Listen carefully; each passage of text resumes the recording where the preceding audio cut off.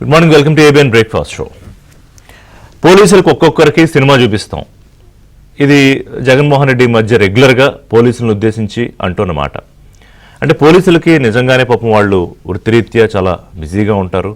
Law and order కానివ్వండి, ఇటు లేకపోతే ట్రాఫిక్ కానివ్వండి, రకరకాల వృత్తుల్లో పెద్దగా హాలిడేస్ కూడా ఈ మధ్య వచ్చినట్టునే, బహుశా కూటమి ప్రభుత్వం వచ్చిన తర్వాత సినిమాలు చూడడానికి ఖాళీ ఉండదు. కానీ దానికోసం జగన్మోహన్ రెడ్డి ఎందుకు ఆయన అంత కష్టపడడం? పోలీసులకు సినిమా చూపిస్తా, ఎక్కడికి వెళ్ళినా ఆయన ఇదే అంటాడు, పోలీసులకు సినిమా చూపిస్తా లేకపోతే బట్టలు ఉడదీస్తా. ఈ రెండు జగన్మోహన్ రెడ్డికి రెండు ఊత పదాలు. పోలీసులు ఖాళీ అయినప్పుడు సినిమా చూస్తారు. అసలు సినిమా చూపించాల్సింది ఎవరు చూపించాలి? పోలీసులు చూపించాలి. నిబంధనలు పెట్టారు, ఎస్పీ నుంచి ఆర్డర్స్ క్లియర్గా ఉన్నాయి, ఎన్ని వెహికల్స్ వెళ్ళాలి, అక్కడ ఎంతసేపు ఉండాలి, ఇవన్నీ. కానీ నిన్న ఉదయం 9:30కి బయలుదేరి సత్తెనపల్లికి అక్కడికి వెళ్ళడానికి ఎన్ని వందల బైకులు, వందలు కాదు వేల బైకులు, వందల సంఖ్యలో కార్లు, ఇక జనాలు. ఇప్పుడు ఎవరికి తెలియని విషయం ఇది? వీళ్ళందరూ ఎక్కడి నుంచి వస్తారు? 500 రూపాయలు ఒక బిర్యానీ, ఒక మందు బాటిల్, ఖాళీగా ఉన్న పోరం బగ్గి చాలా మంది ఉంటారుగా, వాళ్ళందరూ అందులో ఉన్నారు నిన్న. అంటే ఎందుకు ఇంత సీరియస్గా చెప్తున్నానంటే, నేను అతను మాజీ ముఖ్యమంత్రి జగన్మోహన్ రెడ్డి, ఆంధ్రప్రదేశ్ రాష్ట్రానికి మాజీ ముఖ్యమంత్రి. 14 ఏళ్ళు 15 ఏళ్ళు అయింది ఆయన, 15 ఏళ్ళు పైన అయింది రాజకీయాల్లోకి వచ్చి, ప్రత్యక్ష రాజకీయాల్లోకి. అంటే ప్రజాస్వామ్యం పట్ల ఒక విలువ, ఒక గౌరవం, వ్యవస్థలంటే ఒక విశ్వాసం తనకు ఉండాలి, తను తన కేడర్కి ప్రజలకి కల్పించాలి. ఖచ్చితంగా అందుకు విరుద్ధంగా బిహేవ్ చేస్తాడు జగన్మోహన్ రెడ్డి. అంటే ఆయన బ్యాచ్ ఎవరెవరు ఉంటారంటే, నేరగాళ్ళు, గంజాయి బ్యాచ్, లేకపోతే స్మగ్లర్సు, గంజాయి స్మగ్లర్సు, అమ్మాయిలను ఏడిపించేవాళ్ళు, బైకులు తగలబెట్టేవాళ్ళు, కిడ్నాప్ చేసేవాళ్ళు, హంతకులు, ఇంకా చెప్పుకుంటే అండ్ సో ఆన్. వీళ్ళకి మద్దతుగా ఈయన వెళ్తాడు. అసలు నిన్న ఏంటి ఈ కార్యక్రమం అంటే, ఎవరైనా అసలు దీన్ని ఎలా తీసుకోవాలో అర్థం కాదు. ఒక ఏడాది క్రితం వెనక్కి వెళ్తే వై నాట్ 175, అసలు కుప్పం కూడా వదలం మేము అని విపరీతమైన కాన్ఫిడెన్స్తో, అత్యుత్సాహంతో రెచ్చగొట్టింది ఎవరు? వైసీపీ శ్రేణుల్ని. Why not 175? ఎప్పుడైనా ఎక్కడైనా ఎవరికైనా వచ్చాయా? ఒక్క సీటు కూడా ప్రతిపక్షానికి లేకుండా. ఇలా రెచ్చగొడితే వాళ్ళు ఏం చేశారు? కోట్ల రూపాయలు అప్పులు తెచ్చి బెట్టింగ్లు వేశారు. కొన్ని వేల కోట్ల బెట్టింగ్ నడిచింది గడిచిన ఆంధ్రప్రదేశ్ ఎన్నికల్లో. వాళ్ళు ఎక్కడ పడ్డారు? రోడ్డును పడ్డారు, ఇళ్ళు అమ్ముకున్నారు, వ్యవస్థలు, సంస్థలు అమ్ముకున్న వాళ్ళు కూడా నాకు తెలుసు, ఈ బెట్టింగ్లు వేసిన వాళ్ళు.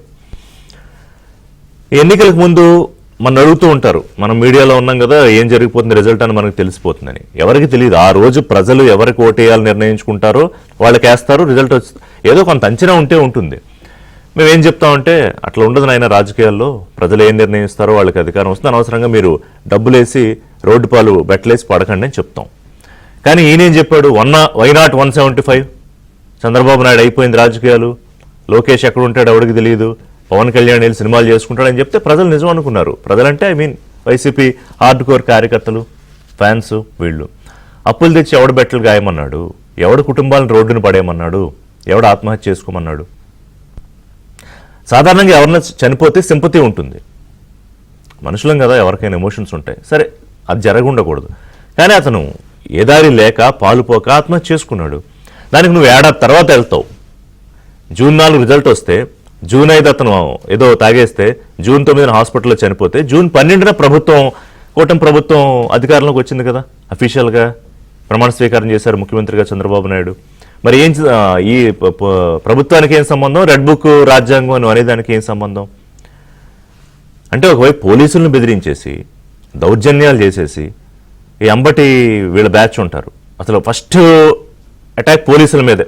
అక్కడ ఎవడున్నాడు? ఎస్ఐ ఎవరున్నారు, సిఐ ఎవరున్నారు, వీళ్ళ మీద 4 బూతులు తిట్టాలి, సోషల్ మీడియాలో పెట్టుకుని మొత్తం ఫోటోలు తీసుకుని పెట్టుకోవాలి, అక్కడ ఉన్న బ్యారికేడ్లు తన్నేయాలి. ఆయనకి ఈయన మద్దతు, వత్తాసు. అంటే మన వెనకాల ఉన్న నాయకులంతా వాళ్లేగా, మన సైన్యం అంతా వాళ్లే. ఎవరున్నారు ఇందులో ఏరుకోవడానికన్నా? తులసి వనంలో గంజాయి మొక్కలు అంటాం మనం. ఇక్కడ ఎలా వెతుక్కోవాలి? గంజాయి వనంలో తులసి మొక్కలను వెతుక్కోవాలా? అంటే కొంచెమైనా ఉండాలి కదా. ఇప్పుడు మాజీ ముఖ్యమంత్రి నేను, రాష్ట్రానికి నేను ఏం చెప్తున్నాను, ప్రజలకి ఏం చెప్తున్నాను, అందరూ చూస్తారు కదా, ఫాలో అవుతారు కదా. మీకు ఓట్లేశారు కదా కొంతమంది, ఇంకా నమ్మి మిమ్మల్ని ఓట్లేశారు కదా. సో వాళ్ళకి చెప్తున్నారు మీరు, నాకు ఓట్లేస్తే ఏం జరుగుతుంది అని. అయినా పోలీసులు ఈయన బెదిరిస్తే బెదిరిపోవడం ఏంటండి? ఇంతమంది వెళ్ళే అవకాశం ఉంటుందా అసలు? ఈ దౌర్జన్యం ఏంటి? ఓవైపు ఏమో యోగాంధ్ర అనే ప్రోగ్రాంతో 2 రోజులు పోతే ప్రధానమంత్రి వస్తున్నారు. దానికి ఎంతో ప్రతిష్టాత్మకంగా ముఖ్యమంత్రి, కూటమి ప్రభుత్వం పెద్ద ఎత్తున ఏర్పాట్లు, 5 లక్షల మంది 6 లక్షల మంది participation, national media, international media coverage కూడా ఉంటుంది. June 21 యోగా డే, ఎందుకంటే మనమే ఆరిజన్ దానికి. అంటే ఇది అలజడి సృష్టించడం అనేది కుట్ర కాదా? సరిగ్గా 2 రోజుల ముందు ఎప్పుడో పోతే ఏడాది తర్వాత విగ్రహం ఏంటి? అసలు విగ్రహాలు ఎవరికి పెడతారు? మహాత్మా గాంధీ గారికి విగ్రహాలు ఉంటాయి, మన రాజ్యాంగ నిర్మాత అంబేద్కర్ గారికి విగ్రహాలు ఉంటాయి, తెలుగు జాతి ఖ్యాతిని విశ్వవ్యాప్తం చేసిన నందమూరి తారక రామారావు గారికి విగ్రహాలు ఉంటాయి. ఇలా చెప్పుకుంటూ పోతే తమ జీవితాన్ని త్యాగాలు చేసి ప్రజల కోసమే పాటుపడిన వాడికి విగ్రహాలు ఉంటాయి. ఇతను బెట్టింగ్లే చచ్చిపోయిన వాడికి విగ్రహం ఏంటి? నాకు అర్థం కాదు. దానికి ఏడాది తర్వాత నువ్వు వెళ్ళడం ఏంటి పరామర్శకి? సరే, వెళ్తే ఏదో కామ్గా వెళ్ళో పరామర్శ చేసుకున్నా వచ్చావు. అది కాదు కదా, చూడండి ఏంటది? ఆ ర్యాలీలు ఏంటి, ఆ జనాలు ఏంటి, ఆ గోలేంటి, ఆ గందరగోళం ఏంటి? ఇద్దరిని చంపేశారు, అందులో 2 చచ్చిపోయారు. ఒకడేమో కారుతో గుద్దేశారు, ఒకడేమో అందులో ఊపిరాడు చచ్చిపోయాడు. అంటే నువ్వు పరామర్శకి వెళ్తే మళ్ళీ ఇంకో 2 లేచారు, మళ్ళీ వీళ్ళిద్దరి కోసం పరామర్శ యాత్ర ఉంటుంది, మళ్ళీ ర్యాలీలు, మళ్ళీ బల ప్రదర్శనలు. పోలీసులను కూటమి ప్రభుత్వం చూస్తూ కూర్చుంటాయి. I don't understand. అంటే అతను ఏదన్నా చేయొచ్చు, ఏదన్నా చెప్పుకోవచ్చు, ఎలాంటి అలజడులన్నా చేయొచ్చు, ఎలాంటి విధ్వంసాలన్నా చేయొచ్చు. సరే, ఈ మధ్యలో కులం యాంగిల్. వైసీపీలో ఉన్న కమ్మవాళ్ళు అంటే చంద్రబాబు నాయుడు చూడలేడు. ఇంతకుముందు అందగాళ్ళు అన్నాడు. ఆ అందగాళ్ళు ఇప్పుడు ఎక్కడున్నారు? ఒకళ్ళు లోపల, ఒకళ్ళు బయట కేసులు. ఆయన పేర్లు చెప్పాడు, ఒక list: Kodali Nani, Vallabhaneni Vamsi, Posani, Devineni Avinash and so on. Kodali Nani, Vallabhaneni Vamsi, Posani ఏం మాట్లాడారో మీకు తెలీదా?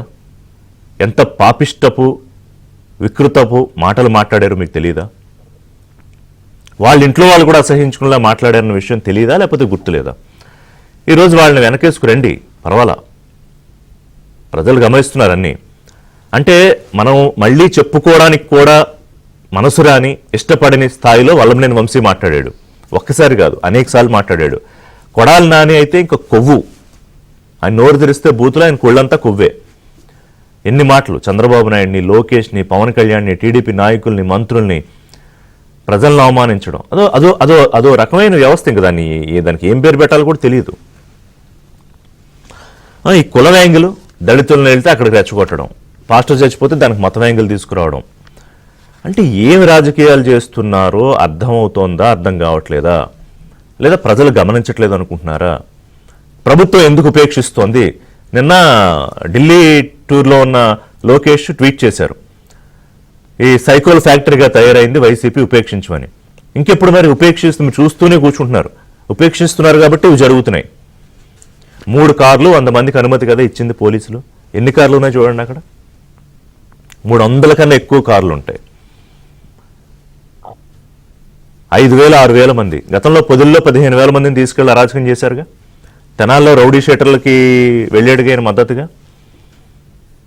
మాట్లాడదాం ఒక బ్రేక్ తీసుకున్న తర్వాత. అసలు ఇదంతా కొనసాగుతూ ఉంటుందా? ఏడాది అయింది కదా కూటమి ప్రభుత్వం వచ్చి. అంటే మళ్ళీ ఎన్నికల దాకా ఇదంతా ప్రజలు భరిస్తూ ఉండాలా? ఇంకా జనాలు చనిపోతూ ఉండాలా? ఇందులో రాష్ట్రం ఇమేజు, రాష్ట్రం తాలూకా బ్రాండ్, ఓవైపున ఇదేదో చెయ్యాలి, మేడలు కట్టాలి, రాజధాని ఇదికి చెయ్యాలి, ఆంధ్రప్రదేశ్ని బ్రహ్మాండంగా తీసుకెళ్లాలని ఒకవైపు ఆయన తాపత్రయం. ఒకవైపు ఏపీ ఇమేజ్ని ఎలా డ్యామేజ్ చేయాలి, కూటమి ప్రభుత్వం ఎలా ఫెయిల్ అయిపోయిందని చెప్పాలి, లా అండ్ ఆర్డర్ ఇష్యూస్ ఎలా తీసుకురావాలి అనేది ఈయన ప్రయత్నం. పొట్టేళ్లు నరికినట్టు నరికేస్తాం నా డాష్. 2029లో వైకాపా అధికారంలోకి వచ్చిన వెంటనే గంగమ్మ జాతరలో వేట తలలు నరికినట్టు రప్ప నరుకుతాం ఒక్కొక్కడిని. రాజారెడ్డి రాజ్యాంగం పల్నాడు నుంచే మొదలు. అన్నొస్తాడు అంతు చూస్తాడు. I'm declaring the war Jagan 2.0. ఏంటి ఏదైనా బాలకృష్ణ సినిమాలో ఫ్యాక్షన్ డైలాగులు అనుకుంటున్నారా, లేకపోతే ఇంకో సినిమాలో డైలాగులా? నిన్న జరిగిన వ్యవహారం అంతా ఇది. జగన్ బ్యాచ్, ఇందాక నేను చెప్పాను కదా, జగన్ సైన్యం. ఈ బ్యాచ్ అంతా ఇదిగో ఆ ఫ్లెక్సీలు పెట్టుకుని, మీకు చాలామంది తెలుసు కదా, ఆఫ్ఘనిస్తాన్ ప్రభుత్వం తాలిబాన్లు ఉన్నారు, ఇప్పుడు అమెరికా వాళ్ళకు వదిలేసి వెళ్ళిపోయింది. వాళ్ళు కూడా, తాలిబాన్లు కూడా ఇప్పుడు ఏదో కొంచెం బుద్ధిగానే ఆ ప్రభుత్వం వచ్చాక కాస్త గన్లు అవి పక్కన పెట్టి, గన్ల పట్టు తిరుగుతున్నా కూడా చంపడాలు నరకడాలు తగ్గించి ఏదో పని చేసుకుంటున్నారు. మరి వీళ్ళని అంతకన్నా ఎక్కువ పోల్చాలా, తక్కువ పోల్చాలా? అప్సాన్ రాజేష్ గారు, రాజకీయ విశ్లేషకులు, స్టూడియోలో ఉన్నారు నాతో. పాతూరు నాగభూషణం గారు బీజేపీ సీనియర్ నాయకులు, మహమ్మద్ నజీర్ గారు Telugu Desam party MLA Guntur east నుంచి ప్రాతినిధ్యం వహిస్తున్నారు. నమస్కారం అండి అందరికీ. రాజేష్ గారు, ఏంటి అంటే రప్ప నరకడాలు ఏంటి? 2029లో మళ్ళీ అధికారంలోకి అదొక పక్కన పెట్టేసేయండి. అది గతంలో ఉన్నప్పుడు 5 ఏళ్ళు చూసాం కదా ఏమని జరిగిందో. అంటే కాదు, నాకు ఒకటే డౌట్. నేను ఏదైనా చేస్తా, నాకు నచ్చినట్టు ఈ రాష్ట్రంలో విధ్వంసం సృష్టిస్తా, రౌడీజం సృష్టిస్తా, నరుకుతాం, చంపుతాం అని మాట్లాడుతూ ఉంటే మనం చోద్యం చూస్తూ కూర్చోవాలి, ఇలా మాట్లాడుకోవాలా? ముందుగా ప్యానెల్లో ఉన్న పెద్దలు అలాగే ఏవేని వీక్షకులందరూ కూడా శుభోదయం. రిషి గారు, ఇవాళ సహజంగానే పౌరులకైనా రాజకీయ నాయకులకైనా చట్టసభకు ప్రాతినిధ్యం వహించే శాసనసభ్యులు, చట్టసభ ప్రజాప్రతినిధులైనా సరే వాళ్ళకి మొట్టమొదట చట్టం అంటే, రాజ్యాంగం అంటే భయమైనా ఉండాలి, భక్తి అయినా ఉండాలి. ఇవి రెండూ లేని బరితెగింపు కలిగిన వ్యక్తులు రాజకీయాల్లో రాజకీయ పార్టీ అధినేతలుగా, రాష్ట్ర మాజీ ముఖ్యమంత్రిగా కొనసాగుతూ ఉండటం ఆంధ్రప్రదేశ్ రాష్ట్ర పౌర సమాజం చేసుకున్న దురదృష్టం. ఇవాళ జగన్మోహన్ రెడ్డి గారి కాన్వాయ్లో వాళ్ళ శ్రేణుల వైపు నుంచి ఈ రప్పా నరుకుతామనే మాట వినిపించడం అనేది కొత్తేం కాదు. 2017లో నంద్యాల ఉప ఎన్నికల సందర్భంగా జరిగిన బహిరంగ సభలో నాడు రాష్ట్ర ముఖ్యమంత్రిగా ఉన్న చంద్రబాబు నాయుడు గారిని నడిబజార్లో కాల్చాలి అని చెప్పని జగన్మోహన్ రెడ్డి వ్యాఖ్య చేసినాడే. ఆ విధమైన వ్యాఖ్యలు చేస్తే చట్టపరంగా ఎదురుగాబోయే కాన్సిక్వెన్సెస్ ఏంటి అనేది ప్రభుత్వం అతనికి రుచి చూపించున్నట్టయితే ఆ రకమైన బరితెగింపు అతనిలో పెరిగి ఉండేది కాదు.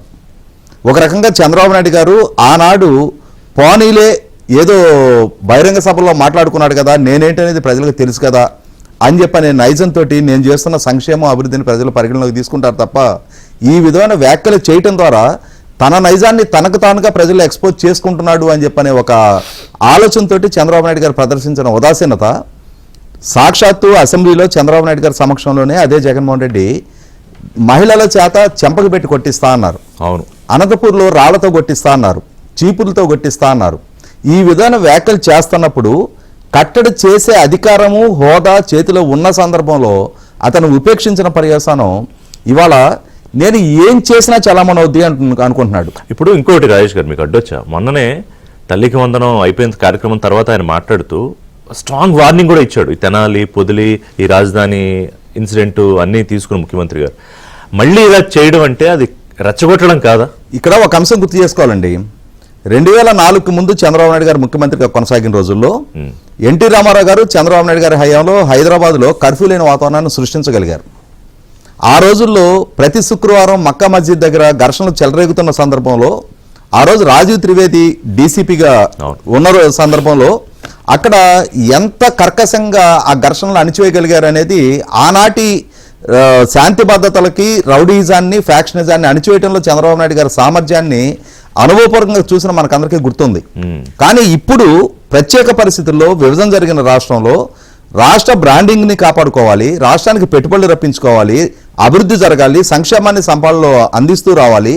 ఇటువంటి స్థితిలో రాష్ట్ర బ్రాండింగ్ని దెబ్బతీయటమే లక్ష్యంగా రాష్ట్రంలో అభివృద్ధి కొనసాగటాన్ని జీర్ణించుకోలేని ఒక ప్రతిపక్ష నాయకుడు, ప్రతిపక్ష హోదా లేకున్నా ఏకైక ప్రతిపక్ష పార్టీకి వాళ్ళ శాసనసభలో ప్రాతినిధ్యం వహిస్తున్న నాయకుడిగా జగన్మోహన్ రెడ్డి గారు ఈ విధమైన వ్యవహారాలు కనపరచడం అనేది ఆయనకేం కొత్త కాదు. కానీ ప్రభుత్వ పరంగా మాటలకి కన్ఫైన్ అయి ఉండటం అనేది 100% ఆక్షేపణీయం. కానీ ఈ ఏడాదిలో ఇంత స్థాయిలో రెచ్చిపోయింది అంటే వరుసగా ఇన్సిడెంట్స్ తీసుకుంటే ఈయన ఎప్పుడు బయటకు వస్తాడు అందరికీ తెలుసుగా. అక్కడ ఎవరన్నా పోవాలి, ఏదో ఒకటి జరగాలి, లేకపోతే ఎవడన్నా నేరస్తుడు బయటకు వస్తే వాళ్ళకి మొత్తం. కానీ ఇంత అరాచకంగా, ఇంత బహిరంగంగా నిన్నే కదా చేసింది వీళ్ళు. ఇక్కడ ఈ విధమైన వ్యాఖ్యలు అంటే వాళ్ళ శ్రేణుల ద్వారా ఆ ఫ్లెక్సీలు వాళ్ళు ప్రదర్శించడం అనేది రప్ప నరుగుతాం అనే పదాన్ని వాడటం. మొన్న పొదిలి పర్యటనలో ఎవడొస్తాడో తొక్కి పడేస్తా, ఎవరొచ్చినా తొక్కి పడేస్తామని చెప్పని వాళ్ళు సైకాలజీ అదే. సో ఇక్కడ అర్థమవుతున్నది ఏంటి, జగన్మోహన్ రెడ్డి గారు వల్లభనేని వంశీని పరామర్శించడానికి విజయవాడ జైలుకి వెళ్ళిన రోజు బయట పెట్టిన ప్రెస్ మీట్ లో ఆ కేసు విచారిస్తున్న సర్కిల్ ఇన్స్పెక్టర్ని ఉద్దేశించి నువ్వేదో 1.5 year రిటైర్ అవుతానని చెప్పని చెప్పుకుంటున్నావంట, నువ్వు ఎక్కడున్నా తీసుకొచ్చి బట్టలోడు తీస్తా అని చెప్పని ఒక కేసు విచారిస్తున్న విచారణాధికారిని ఉద్దేశించి వ్యాఖ్య చేశాడు. అంటే డ్యూటీలో ఉన్న అధికారిని ఉద్దేశించి వ్యాఖ్యలు చేశాడు. మొట్టమొదట జగన్మోహన్ రెడ్డి 11 కేసుల్లో కండిషన్ బెయిల్ మీద ఉన్న అక్యూజ్ నెంబర్ 1 ఇవాళ అతను సమాజంలో విద్వేషాలు పెంచి పోషిస్తూ ఉన్నప్పుడు, శాంతి భద్రతలకు విఘాతం కలిగిస్తూ ఉన్నప్పుడు, సమాజాన్ని భయభ్రాంతులకు గురి చేస్తూ ఉన్నప్పుడు, వ్యవస్థలను ధిక్కరిస్తూ ఉన్నప్పుడు, ప్రభుత్వ ఆదేశాలను పాటించినప్పుడు అతని వ్యవహార శైలిని ప్రభుత్వమే సుమోటోగా సిబిఐ కోర్టులో ఛాలెంజ్ చేయాలి. ఇతని వల్ల సమాజంలో అండర్స్ట్కి బాధ్యతవుతున్నాడు. థ్రెటనింగే కదా ఇప్పుడు ఈ నూరు పాళ్ళు. అతను నిన్న పోలీస్ ఆంక్షలను ఉల్లంఘించాడు. ఆంక్షలను ఉల్లంఘించడమే కాకుండా అతని కాన్వాయ్ ఢీకొని ఒక వ్యక్తి చనిపోతే కనీసం ఆ ప్రాణానికి విలువ ఇవ్వకుండా సంవత్సర క్రితం చనిపోయిన కుటుంబాన్ని పరామర్శించడానికి అతను ప్రాధాన్యత ఇచ్చాడు. ఇక్కడ ఆ చనిపోయిన వ్యక్తి కూడా దళితుడే. ఇప్పుడు ఈయన రెంటపాళ్ళు వెళ్ళిన వ్యక్తి దళితుడు కాదు, కానీ ఆ కుటుంబాన్ని పరామర్శించడానికి వెళ్లే క్రమంలో నిన్న ఇక్కడ సింగయ్య అని చెప్పని వెంగళాయపాలెనికి సంబంధించిన వ్యక్తి ప్రమాదంలో చనిపోవడం జరిగింది. కనీసం ఇప్పటికీ నేను ఈరోజు సాక్షి మొత్తం తిరగేస్తే సాక్షిలో అది కాన్వాయ్తో సంబంధం లేని వాహనం ఢీకొట్టే చచ్చిపోతే పచ్చ ఛానల్స్ కాన్వాయ్లో వాహనం ఢీకొని చనిపోయిందని చెప్పని కవరింగ్ చేసుకునే ప్రయత్నం చేశారు తప్ప అయ్యో మా కాన్వాయ్ వల్ల ఒక విలువైన ప్రాణం పోయింది అని చెప్పనే సానుభూతి కానీ విచారం కానీ వ్యక్తం చేయాల. నేను ఇందాక కావాలని దీని మీద ఏ విధంగా రిపోర్ట్ చేశారని సాక్షి మొత్తం తిరిగేశాను నేను. అంటే ఇక్కడ జగన్మోహన్ రెడ్డి గారికి ప్రాణాల పట్ల విలువ లేదు, కుటుంబ సంబంధాల పట్ల విలువ లేదు అనేది నిన్న వాళ్ళ చెల్లెలు ఏం చెప్పిందో విన్నాం మనం. ఇటువంటి పరిస్థితుల్లో ఇటువంటి జగన్మోహన్ రెడ్డి రాష్ట్రానికి ఒక ప్రమాదకరంగా మారుతున్న నేపథ్యంలో అతను చట్టాన్ని ధిక్కరిస్తున్న సందర్భంలో ఖచ్చితంగా అతని బెయిల్ రద్దు చేయమని చెప్పని మీరు కోర్టుని అప్రోచ్ అవడం తప్ప మార్గం లేదు. లేదు అని అంటే నిన్న ఎందుకు ఎంటర్టైన్ చేయాలండి అన్ని వేల మందిని? గతంలో ప్రభుత్వం కట్టడి చేయగలిగిందిగా. ఇవాళ మీరు లోకేష్ నుంచి స్టూల్ లాగేసి మైక్ లాగేశారు. ఇవాళ స్వేచ్ఛాయుత వాతావరణంలో అతను రాజకీయ కార్యకలాపాలను మీరు నియంత్రించడంలా, అతను కట్టడి చేసిన విధంగా మీరు ప్రయత్నం చేయటం 100% దాన్ని వెల్కమ్ చేద్దాం.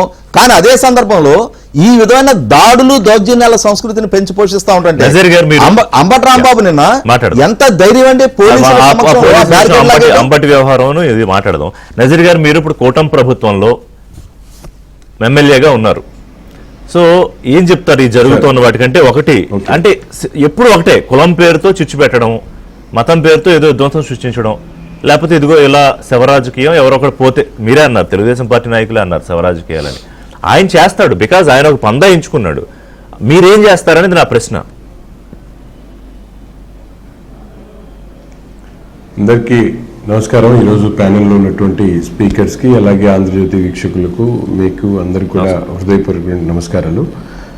ముఖ్యంగా ఈరోజు ఏదైతే జగన్మోహన్ రెడ్డి గారి వ్యవహార శైలి ఏదైతే ఉందో, ముఖ్యంగా మనం చూస్తే, ఎందుకంటే గతంలో కూడా అనేక విషయాల్లో ఇదే ధోరణితో ఆయన ముందుకు సాగినటువంటి పరిస్థితులు. ఈరోజు రాష్ట్రంలో ఉన్నటువంటి ప్రజలు ముఖ్యంగా ఎన్నికల్లో పూర్తి స్థాయిలో జగన్మోహన్ రెడ్డి గారి వ్యవహార శైలిని పూర్తిగా వ్యతిరేకించినటువంటి పరిస్థితులు ఓట్ల ద్వారా కానీ వాళ్ళకి ఇచ్చినటువంటి సీట్ల ప్రకారం కానీ మనందరం కూడా గమనిస్తే ముఖ్యంగా అర్థమవుతా ఉంది. కానీ ఇప్పటికి కూడా అదే పందాతో, రౌడీ పందాతో, రౌడీ మూకలు వేసుకొని శవ రాజకీయాలు చేస్తూ రాష్ట్రంలో భయభ్రాంతులు గురి చేసేటువంటి వాతావరణాన్ని సృష్టించాలనేటువంటి ప్రయత్నం ఈరోజు జరుగుతూ ఉంది. ఎందుకంటే కూటమి ప్రభుత్వం ఏర్పడినప్పటి నుంచి చెప్పినటువంటి వాగ్దానాలను ఒక్కొక్కటిగా విరివిరిగా ప్రజలకు అందించేటువంటి క్రమంలో ఒక మంచి స్పందన ప్రజల్లో కనిపిస్తూ ఉంది. దాన్ని తట్టుకోలేక, ఓర్వలేక తనకైనటువంటి పంద, ఎందుకంటే వైఎస్ఆర్సీపీ పార్టీ పుట్టుకతోనే ఈరోజు మనందరం కూడా చూసుకుంటే శవరాజకీయాలు, జైళ్లు, బెయిళ్లు, రిమాండ్లు. ఎందుకంటే ఇప్పుడు తనకు సంబంధించినటువంటి స్కాముల్లో ఇరుక్కున్నటువంటి వ్యక్తులు ఈరోజు జైళ్ళన్నీ నిండిపోయేటటువంటి పరిస్థితులు ఉన్నాయి.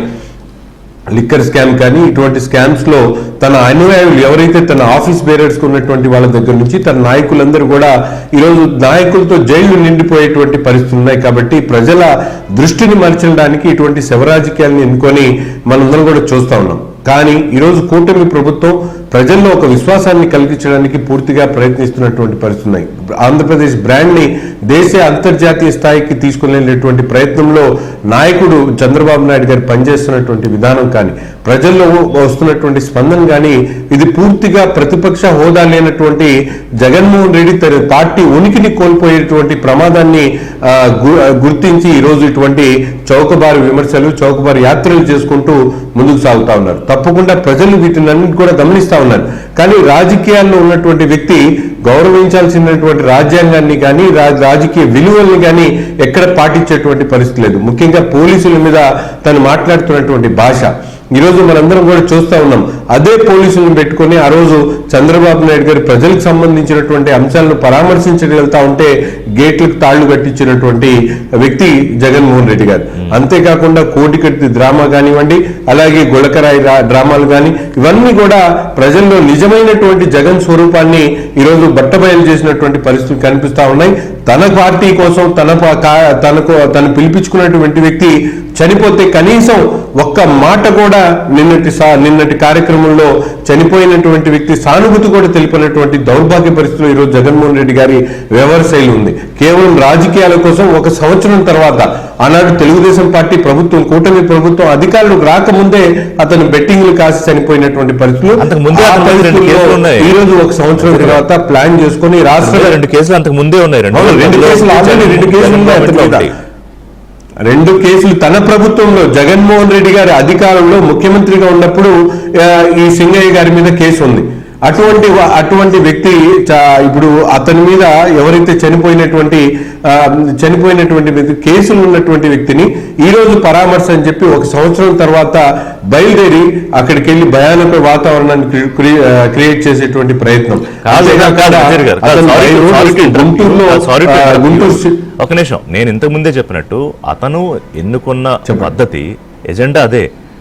మాజీ ముఖ్యమంత్రి అన్న సోయా ఆ స్థాయి ఆయన మర్చిపోయారు ఆయన చేస్తున్న కార్యక్రమాల ద్వారా. కానీ నా పాయింట్ ఏంటంటే, ఇందాక మీరు అన్నారుగా ఆంధ్రప్రదేశ్ బ్రాండ్ ఇమేజ్ అని, దాన్ని డ్యామేజ్ చేద్దామనే కుట్ర సిద్ధాంతం, కుతంత్ర రాజకీయం ఆయనతో ఆయన చేస్తున్నప్పుడు ఆయన చేస్తున్నాడు. దాంట్లో పెద్ద ఏమీ ఆశ్చర్యపోకర్లా. బట్ నా పాయింట్ ఏంటంటే, దాన్ని చెయ్యనిస్తున్న ప్రభుత్వాన్ని నేను ప్రశ్నిస్తున్నా.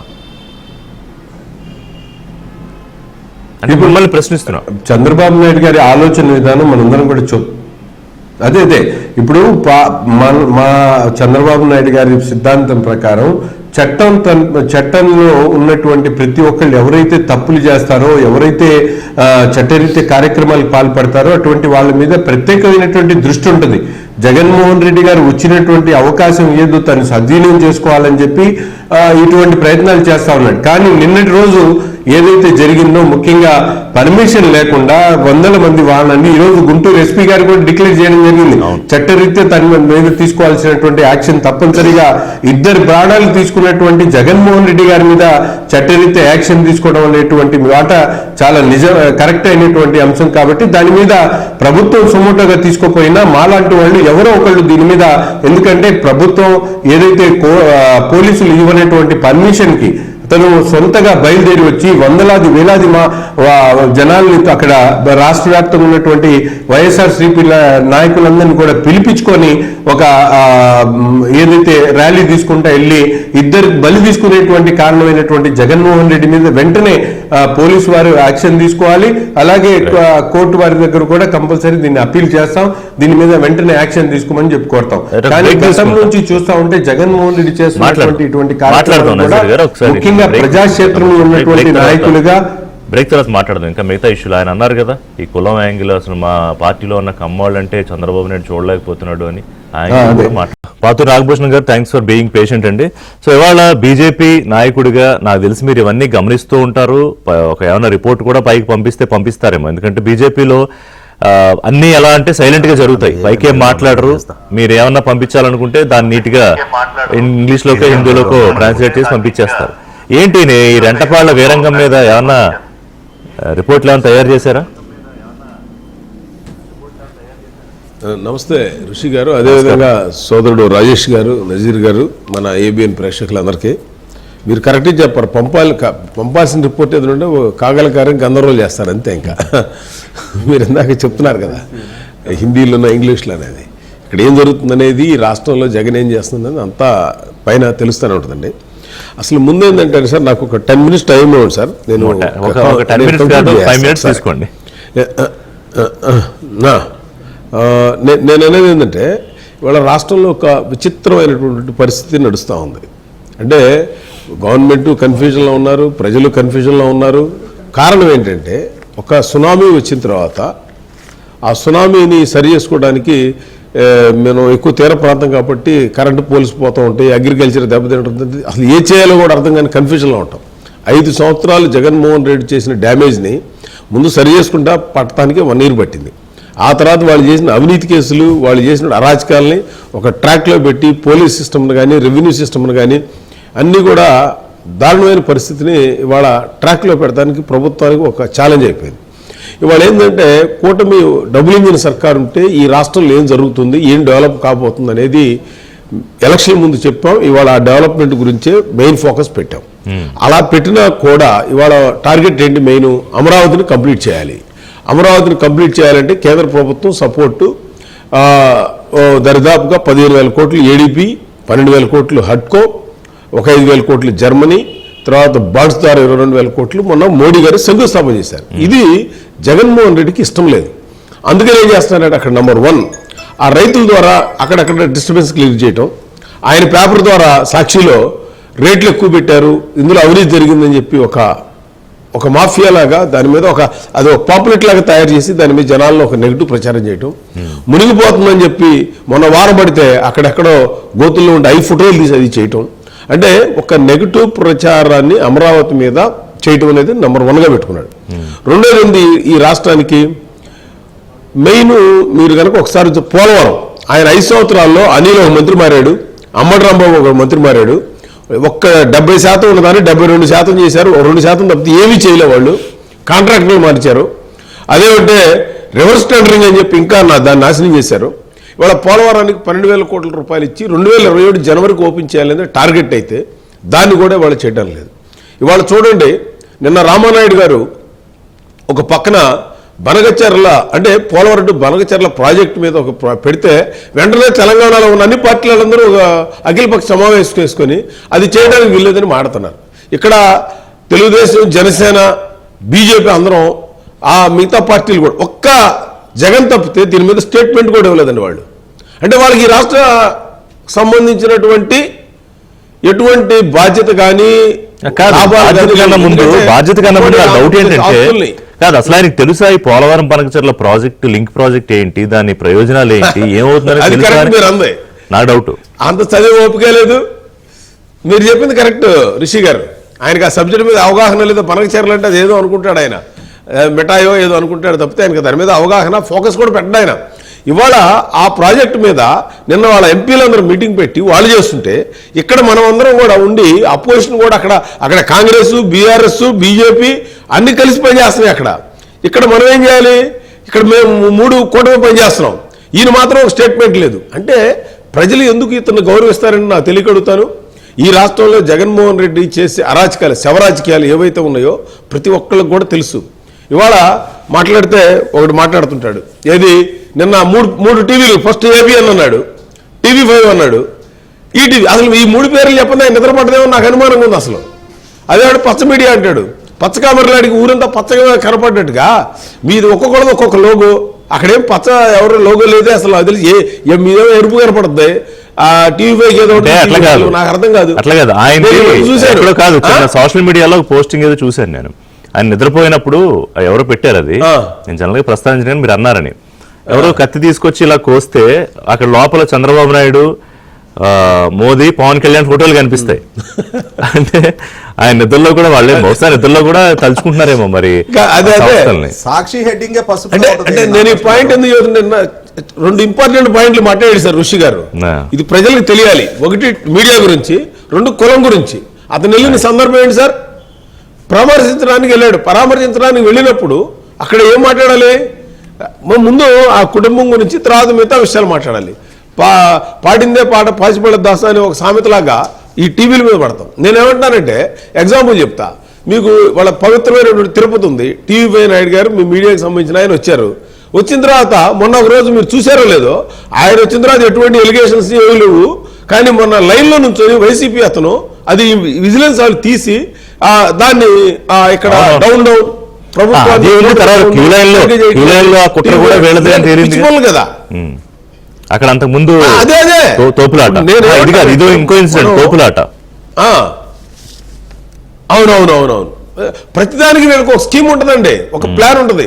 ఇప్పుడు ఈయన వెళ్ళాడు 3 ప్రోగ్రాములకి వెళ్ళాడు. ఇందాక మీరు చదువుతున్నాడు, మన సోదరుడు రాజేష్ చెప్తున్నాడు, తెనాలి కానీ పొదిలి కానీ రెంటపాళ్ళ.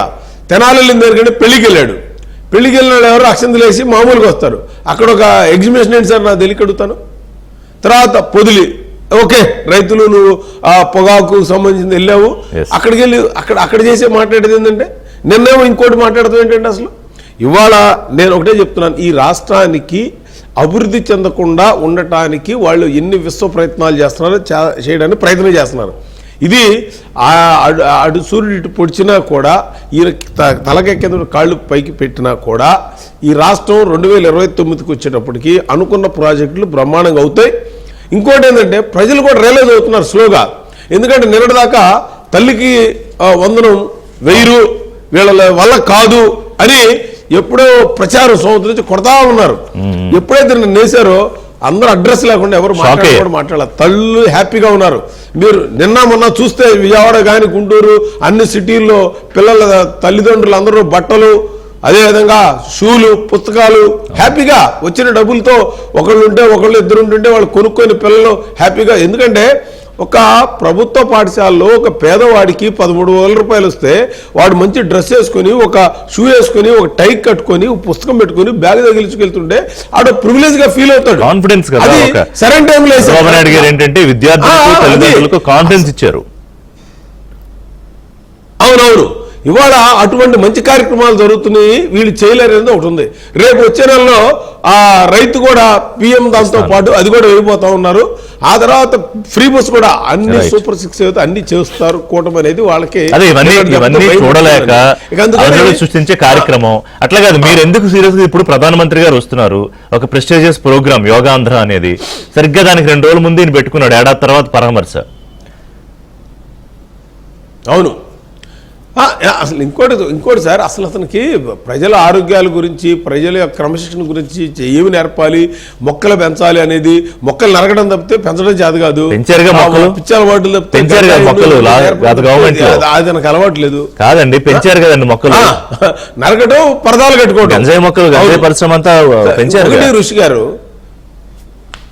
అవునవును, ఇంకొక పాయింట్ చెప్పాలి సార్. ఇందాక మీరు మీ టీవీలతో పాటు కమ్మ అనే కులం గురించి హోల్డాలు, చంపడాలు ఇవన్నీ ఒక ఎత్తు, అది ఇంకా పోలీసులు ప్రభుత్వాలు చూసుకుంటాయి. ఇంకా ఆయన నిన్న ఒక ఇంట్రెస్టింగ్ కామెంట్ ఏంటంటే, అంటే ఎక్కడికి వెళ్ళినా కులం అనే ప్రస్తావన ఏదో రూపంలో తేకపోతే జగన్ గారి ఎజెండాలో ఖచ్చితంగా ఉంటుంది. అది వైసీపీలో ఉన్న కమ్మాళ్ళ విషయంలో మా పార్టీలో ఉంటే అసలు మీకు అభ్యంతరం ఏంటి చంద్రబాబు నాయుడు గారు? ఒక కొడాలి నాని పాపం, వల్లభనేని వంశీ పాపం, దేవినేని అవినాష్, తలసిల్ రఘురాము, పోసాని పాపం, వీళ్ళందరూ ఈ పాపం మా సైకిల్ ఏం చేశారు మిమ్మల్ని? ఏం సార్ రాజేష్ గారు, ఎందుకు కోపం ఈ కమ్మాళ్ళందరూ అంటే చంద్రబాబు నాయుడుకి ఎందుకు కోపం? వైసీపీలో ఉన్న కమ్మ అంటే పాపం వాళ్ళంతా. ఈ విషయం ప్రస్తావించే ముందు ఇప్పుడు ఈరోజు ప్యానెల్లో ఉన్న ఇరువురు, నాగభూషణం గారు, నజీర్ గారు ఇద్దరు గుంటూరు వాసులే, నేను గుంటూరు వాసినే. కాబట్టి వాళ్ళిద్దరికి నాదొక అప్పీల్ ఏంటంటే, నాగభూషణం గారు ఎక్స్ జెడ్పీ చైర్మన్, నజీర్ గారు ప్రస్తుత ఎమ్మెల్యే, ప్రభుత్వంలో ఇరువురు కూడా కీలక భాగస్వాములు. కాబట్టి మనకు ఒక కీలక బాధ్యత ఉంది గుంటూరు జిల్లా వాసులుగా. రాజధాని మన ప్రాంతంలో ప్రతిపాదన జరుగుతూ ఉంది, నిర్మాణం జరుగుతూ ఉంది, ప్రతిష్టాత్మక విద్యా సంస్థలు మన ప్రాంతంలో గ్రౌండింగ్ అవుతూ ఉన్నాయి. ఆ ప్రాంత ఇంటిగ్రిటీని దెబ్బతీయడం కోసమే జగన్మోహన్ రెడ్డి మొన్న తెనాలి రౌడీ షీటర్ల పరామర్శకెళ్ళాడు. నిన్న రెంటపాళ్ల సందర్భంగా సృష్టించిన విధ్వంసం చూసాం మనం. దాదాపుగా ఒక 20 సంవత్సరాల క్రితం నాటి రౌడీయిజం వాసనలు వాళ్ళ మన దగ్గర లేవు. పల్నాడు ప్రాంతంలో ఉన్న ఫ్యాక్షనిజం కూడా క్రమక్రమంగా తగ్గుముఖం పడతా ఉంది. మళ్ళీ తిరిగి హింసావాదం వైపు నెట్టాలి జిల్లాననే ఒక ఉద్దేశంతో అతను ప్రయత్నం చేస్తా ఉన్నాడు. 17 మంది శాసనసభ్యులు ఉన్నారు, 3 పార్లమెంటు సభ్యులు ఉన్నారు, 3 మంత్రులు ఉన్నారు, ఒక కేంద్ర మంత్రి ఉన్నారు. మీరు మొన్నటి గ్రాడ్యుయేట్ ఎమ్మెల్సీ ఎలక్షన్ కూడా రాజా గారు గుంటూరు నుంచే నెగ్గున్నారు. మీరు బాధ్యతగా ఎట్టి పరిస్థితుల్లో మళ్ళీ ఈ విధమైన ఉన్మాద పోకడలకు పోయే జగన్మోహన్ రెడ్డి వైఖరిని మాత్రం ఎంటర్టైన్ చేయడానికి వీల్లేదు. కఠినంగా వ్యవహరించండి, అధికార వ్యవస్థను బలోపేతం చేయండి. నిన్న పోలీస్ డిపార్ట్మెంట్ చాలా చాలా నిష్క్రియపరంగా కనపడింది. వాళ్ళు ఆంక్షలు అయితే పెట్టారు కానీ దాన్ని అమలు చేయడంలో అట్టర్ ఫెయిల్యూర్ కనిపిస్తా ఉంది. ఈ విషయంలో జిల్లా విషయంలో మోర్ రెస్పాన్సిబుల్ గా ఉండాలని చెప్పని కోరుకుంటా ఉన్నా. అదే సందర్భంలో ఈ అంశం ఇప్పుడు జగన్మోహన్ రెడ్డికి కులం గురించి మాట్లాడే నైతికత ఉందా? 2022లో మంత్రివర్గ పునర్వ్యవస్థీకరణ జరిగిన తర్వాత రాష్ట్ర రాజకీయ చరిత్రలో మొట్టమొదటగా కమ్మవారికి మంత్రివర్గంలో ప్రాతినిధ్యం లేని ఏకైక కేబినెట్ జగన్మోహన్ రెడ్డిది. అవునా? కొడాల నాని ఒకసారి తప్పించిన తర్వాత మళ్ళీ 2024 ఎన్నికల దాకా రాష్ట్ర రాజకీయ చరిత్రలో కమ్మ రిప్రజెంటేషన్ లేని మంత్రివర్గమే లేదు. ఏకైక మంత్రివర్గం జగన్మోహన్ రెడ్డిది. అలాగే తాను ముఖ్యమంత్రి హోదాలో ఉండి state election commissioner Nimmagadda Ramesh గారిని ఉద్దేశించి కులం పేరిట ప్రస్తావించిన ఏకైక ముఖ్యమంత్రి జగన్మోహన్ రెడ్డి. రాజధానికి కులం అంటే అదే అంటున్నా, రాజధానికి కులం అంట కట్టాడు. అదే సందర్భంలో ఒక్క గుంటూరు పోలీస్ రేంజ్ లో, డిఐజీ రేంజ్ లో 26 మంది ఇన్స్పెక్టర్లకి పోస్టింగులు కేవలం వాళ్ళ కమ్మ సామాజిక వర్గీయులనే. వాళ్ళు ఏమి రాజకీయాల్లో భాగస్వాములు కాదు. వాళ్ళు పుట్టిన కులం ప్రాతిపదికగా 5 సంవత్సరాల పాటు వాళ్ళకి పోస్టింగ్ ఇవ్వకుండా ఏదింపులకు గురి చేశాడు. 2019 మే 30 అతను ముఖ్యమంత్రిగా ప్రమాణ స్వీకారం చేస్తే మే 31 తారీఖు ఏబి వెంకటేశ్వరరావు గారు లాంటి సీనియర్ ఐపీఎస్ అధికారిని నిష్కారణంగా విధుల నుంచి దూరం చేశాడు. ఈ విధంగా ప్రస్తావించుకుంటూ వెళ్తే ఎన్ని అంశాలు చెప్పొచ్చు. వాళ్ళు ఏం పాపం చేశారంటాడు ఏంటి? అసంబద్ధమైన ప్రస్తావన తీసుకొచ్చి అతను ఢిల్లీలో 37 మంది సీఎల్ని డిఎస్పీలుగా ప్రమోట్ చేస్తే అందులో 33 కమ్మ సామాజిక వర్గీయులే అని చెప్పని ప్రజలలో విద్వేషాలు పెంచాడు. వాస్తవంగా తన ప్రభుత్వంలోకి వచ్చిన తర్వాత తేడతలమైంది ఏంటి?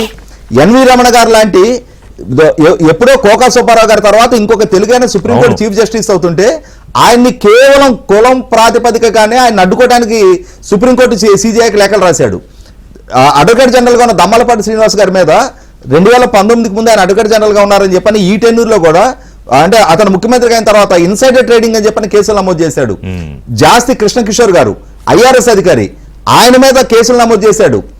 ఎంత మందిని ఆయనకి ద్వేషం. ఆయనకున్న ఇక్కడ ఇంకొక అంశం గుర్తు చేసుకుందాం. ఆయన ఏమంటున్నాడు? వీళ్ళందరూ వైసీపీలో ఉండటం పాపమా అంటున్నాడు. వైసీపీలో ఉన్నారు కాబట్టి వాళ్ళని ఎవరిని చంద్రబాబు నాయుడు గారి ప్రభుత్వం లక్ష్యంగా చేసుకోవాలా, వాళ్ళు తెలుగుదేశంలో ఉండాలి అని చెప్పని ఆంక్షలు ఏం పెట్టలా. కానీ వైసీపీలో కాకుండా తెలుగుదేశంలో ఉన్నారు అన్న ఏకైక కారణంతో నల్లమిల్లి రామకృష్ణారెడ్డి గారి మీద హత్యానేరం మోపి జైలుకు పంపించాడు. బీటెక్ రవి గారి మీద, మండిపల్లి రామప్రసాద్ రెడ్డి గారి మీద, చల్లా బాబు గారి మీద, జేసీ ప్రభాకర్ రెడ్డి గారి మీద, వీళ్ళందరూ బీసీ జనార్దన్ రెడ్డి గారి మీద, అఖిలప్రియ గారి మీద, వీళ్ళందరినీ జైలుకు పంపించిన నేపథ్యం జగన్మోహన్ రెడ్డిది. అలాగే తన సొంత చిన్నాన్న వివేకానంద రెడ్డి గారు దారుణ హత్యకు గురైతే ఆ హత్యకు బాధ్యురాలుగా తన సొంత చిన్నాన్న కుమార్తెని చిత్రీకరిస్తా పేపర్లో కథనాలు రాయించాడు. అతని వ్యక్తిగత స్వార్థం, అతని పదవీకాంక్ష, అతని సంపాదన, అతని పదవి లాలస్ తప్పితే అతనికి అతను మళ్ళీ సెల్ఫ్ గోల్ వేసుకున్నట్టు అతని రెడ్డి కులం పట్ల ప్రేమ లేదు, కమ్మ కులం పట్ల ప్రేమ లేదు. ఇంకా మాట్లాడుకుంటే అతని పాలనా హయాంలో 5 సంవత్సరాల్లో ఒక్క సంవత్సరం కూడా ఎస్సీ సప్లాన్ సక్రమంగా అమలు జరగల. ఒక్క సంవత్సరం కూడా ఎస్సీ కార్పొరేషన్ ద్వారా క్రెడిట్ కండక్ట్ చేయాల. ఏ కులానికి అతను మేలు చేయాల. నజీర్ గారు ఏంటంటే ఎక్కడికి వెళ్ళినా కులం తీసుకురావడం అనేది ఆయనకి అలవాటే. కానీ దాన్ని చాలా పెద్దగా చిత్రీకరించి అయ్యో పాపం వీళ్ళందరూ ఎంతకుముందు చెప్పినట్టు అందగాళ్ళు అన్నారు. ఇప్పుడేమో వాళ్ళు ఏం మాట్లాడారో ఆయన మర్చిపోయాడో ఏంటో మరి. ఇప్పుడు కమ్మ కులానికి సంబంధించిన వాళ్ళు వైసీపీలో ఉంటే ఏమిటి చంద్రబాబు నాయుడుకి అభ్యంతరం అని ప్రశ్న తీసుకొచ్చాడు. ఇప్పుడు ఇది నిన్న జగన్మోహన్ రెడ్డి గారు తన మాటల్లో కమ్మవారి గురించి మాట్లాడడం, ఎందుకంటే ఈరోజు జగన్మోహన్ రెడ్డి ఒక అవకాశవాద రాజకీయాలకి మారుపేరుగా, ఎందుకంటే చూస్తూ ఉన్నాం అతను ఏ కులానికి తెలుగు భాష గురించి కూడా వాడుకునేటువంటి ప్రయత్నం చేసినటువంటి వ్యక్తి. తనకు అవసరమైనటువంటి ప్రతి ఒక్క అంశాన్ని కూడా దాంట్లో ఎక్కడ మిగతా వాళ్ళకి సంబంధించినటువంటి అంశాలు. ముందుగా నేను ఈ విషయంలో అమరావతిని కమరావతి అంటూ మాట్లాడినటువంటి వ్యక్తి. ఎందుకంటే అమరావతి అనేది ఒక ఎస్సీ సామాజిక వర్గానికి సంబంధించినటువంటి నియోజకవర్గంగా ఎక్కువ భూములు ఇచ్చినటువంటి వాళ్ళు దళితులు, అలాగే మైనారిటీలు ఉన్నటువంటి అమరావతిని కమరావతి అంటూ రెచ్చగొట్టేటువంటి ప్రయత్నం చేసినటువంటి వ్యక్తి జగన్మోహన్ రెడ్డి గారు.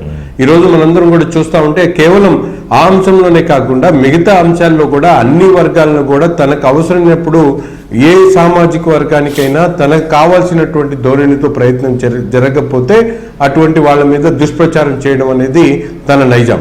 అటువంటి వ్యక్తి నిన్న సత్తెనపల్లి పర్యటనలో కమ్మవారి గురించి మాట్లాడుతూ ఈ 5-6 పేర్లు తీసుకొని వాళ్ళకి ఏం పాపం చేశారని గారికి ఇటువంటి నాయకులు అంటే వైసీపీలో ఉన్నటువంటి కమ్మ వాళ్ళంటే పడదంటే చెప్పడం అనేది చాలా హాస్యాస్పదంగా ఉంది. ఎందుకంటే తన పార్టీలో ఉండి బయటకు వచ్చినటువంటి కమ్మవారిని అనేక రకాలుగా ప్రచారం చేసినటువంటి వ్యక్తి జగన్మోహన్ రెడ్డి గారు. తన పార్టీలో ఇమడలేక తన పార్టీలో జరుగుతున్నటువంటి అన్యాయాలని, ప్రజలకు చేస్తున్నటువంటి నష్టాన్ని చూసి బయటకు వచ్చినటువంటి కమ్మవారి మీద ఎన్నో రకాలుగా దుష్ప్రచారం చేసినటువంటి పార్టీ వైసీపీ పార్టీ. ఒక లావు కృష్ణదేవరాయలు గారు కానివ్వండి, అలాగే అనేక మంది ఈ సామాన్య ఎమ్మెల్యేలు కాదు ఎమ్మెల్యే గారు ఇప్పుడు కాదు రాజకీయాల్లో కాదు ఒక పార్టీలో కులం ఏంటి? ఒక పార్టీకి సిద్ధాంతం ఉంటుంది, దాని ప్రకారం చేసుకుంటూ వెళ్తారు. ఏ ఒక్క కులం వాళ్ళు ఓటేస్తే ముఖ్యమంత్రులు అయిపోతారా, గెలిచిపోతారా? ఆ విషయం జగన్కి తెలుసు కదా. కానీ రెచ్చగొట్టాలి, ఒక కులం పేరు తీసుకురావాలి, ఒక మతం పేరు తీసుకురావాలి, ఇంకో అలజడేదో సృష్టించాలి. ఇప్పుడు తనకు అదేనండి, ఇప్పుడు అవసరమైతే తను ప్రజలకి నచ్చ చెప్పడానికి, ప్రజలకి ఏ విధంగా కన్విన్స్ అవుతారనేటువంటి ప్రయత్నంలో తను ఏ విషయాన్ని కూడా పూర్తిగా ఐడియాలజీని పక్కన పెట్టి, సిద్ధాంతాలను పక్కన పెట్టి, విలువల్ని పక్కన పెట్టి కేవలం తన స్వార్థం కోసం మాత్రమే రాజకీయాలు చేసేటువంటి ఏకైక నాయకుడు Jaganmohan Reddy.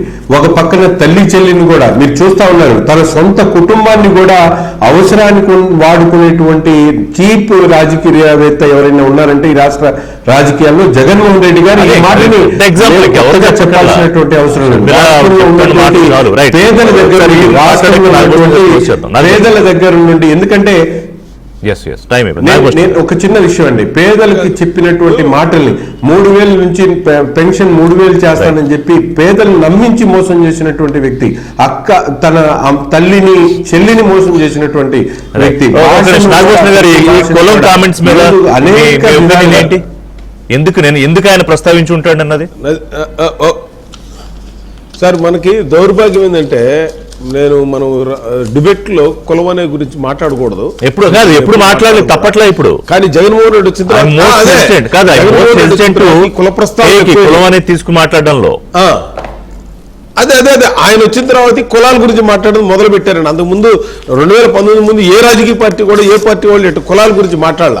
This very bad. అయినా నేను ఒకటి చెప్తానండి సార్, మీరు పోయినసారి నిన్న జరిగిన ఇన్స్టేట్ లో ఒక పాయింట్ చెప్పాలి నేను. ఇప్పుడు ఇందాక మన రాజేష్ గారు చెప్తున్నప్పుడు నిమ్మగడ్డ రమేష్ గారు ఉన్నాడు, అసలు ఆయన సంబంధం లేదు. ఆయనది ఎలక్షన్ అంటే ఆయన ఎంత హెరాస్మెంట్ చేశాడు సార్, కోర్టులు తీర్చి అక్కడ. తర్వాత కోవాక్సిన్ తయారు చేస్తే భారత్ బయోటెక్ అది కమ్మ వ్యాక్సిన్ అని స్టేట్మెంట్ ఇచ్చారంటే ఎంత దౌర్భాగ్యం సార్. అంటే అలాంటి మాట్లాడుకోకూడదు. బట్ ఆయన చేసిన పనులు నేను చెప్తున్నా. ఇవాళ ఈ రాష్ట్రంలో మీరు వరి పంట మనం వేస్తే, నేను వ్యవసాయదారుడిగా చెప్తున్నాను, వరి పంట వేస్తే కలుపు ఉంటుంది. ఆ కలుపు మొక్కలే ఇవాళ జగన్మోహన్ రెడ్డి పైరుని ఎదగనీయకుండా ఈ కూటమి ఏదైతే డెవలప్ చేస్తుందో ఎదగనీయకుండా ఈ కలుపు ఎక్కువ పెరుగుతుంది. దీనికి మందులు ఉన్నాయి, ఆ కలుపు పోవడానికి, లేదా మనుషులు పెట్టి పీకిస్తే పైరు బ్రహ్మాండంగా ఉంటుంది 5 సంవత్సరాల్లో. నెంబర్ 1. ఇంకోటి ఏంటంటే పోయినసారి మన ఉయ్యూరు శ్రీనివాస్ అని గుంటూరులో మన నజీర్ గారి కాన్స్టిట్యున్సీలోనే రాజేష్ గారు కూడా తెలుసు. ఆయన కొన్ని కిట్లు పంచుతుంటే కొంతమంది చనిపోతే ఫస్ట్ స్టేట్మెంట్ ఏమి ఇచ్చాడంటే జగన్మోహన్ రెడ్డి చంద్రబాబు మీద కేసు పెట్టాలన్నాడు. ఇప్పుడు ఈయన మీద ఎన్ని కేసులు పెట్టాలండి? ఈ చనిపోయిన వాళ్ళందరూ ఈయనకి సంబంధించిన వాళ్లే కదా. అసలు ఏమన్నా మాట్లాడేదానికి అర్థం ఉందా? ఆ రోజేమో అదేదో ఒక అమెరికా నుంచి ఒక ఎన్ఆర్ఐ వచ్చి డబ్బులు పంచుతూ ఉంటే దానికి తొక్కిసలాట జరిగితే దానికి చంద్రబాబు మీద కేసు పెట్టాలన్నాడు.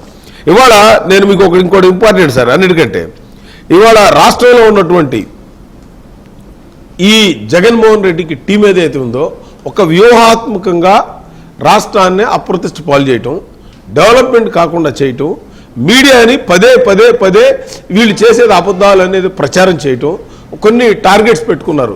దీన్ని మనం గనక ఒక ప్లాన్ ప్రకారం మనం ప్రజలకి డిబేట్ల ద్వారానా, మీడియా ద్వారానా, ఇంకే రకంగా అయినా కూడా మనం కనుక చెప్పాలి.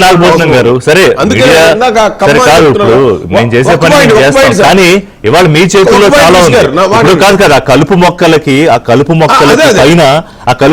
పైన పెద్ద నీడ ఎవరున్నారు, ఇవన్నీ ఆలోచించుకోవాలి రాజకీయ పార్టీలు కూడా. ఒక్క మాట నేను ఫినిష్ చేస్తాను ఆగండి. ఇవాళ ఆయన పేర్లు జరిగాడు కదా, వాళ్ళు దేశ నాయకులని వాళ్ళ చరిత్ర తెలీదా? అవును, చంద్రబాబు నాయుడు గారికి కమ్మార్ అంటే కొంతమంది పడదు. ఎందుకంటే వాళ్ళ చరిత్ర చూస్తే వాళ్ళని ఇది కమ్మార్ పార్టీ తెలుగుదేశం ఏ పార్టీ వాళ్ళ చరిత్ర అటువంటి వాళ్ళు యాక్సెప్ట్ చేయడు, వాళ్ళంటే పడదు. మీకు ఇంకోటి చెప్తారు, లావు కృష్ణదేవరాయలు ఉన్నారు సార్, కేవలం ఎందుకు ఇవ్వలేదు తెలుసా మీకు టికెట్? అమరావతి వచ్చి రైతులు పరామర్శించాడు ఆయన. కేవలం అందుకే నువ్వు నేను వద్దంటే నువ్వు ఎందుకు వెళ్ళావు? అందుకని వాడు ఆయన టికెట్ ఇవ్వలేదు. సరే చూడండి, అంటే ఈ పోలీసులు బెదిరించడాలు, దాడులు, దౌర్జన్యాలు, నేరస్తులు, ర్యాలీలు, నరుకుతా ఉండాలు, ఈ కులాలు, మతాలు ఇవన్నీ ఎక్కడికన్నా ప్రమాదంగా మారే ఎందుకంటే తాలిబాన్ వాళ్ళు కూడా పరిపాలన చేస్తున్నారు.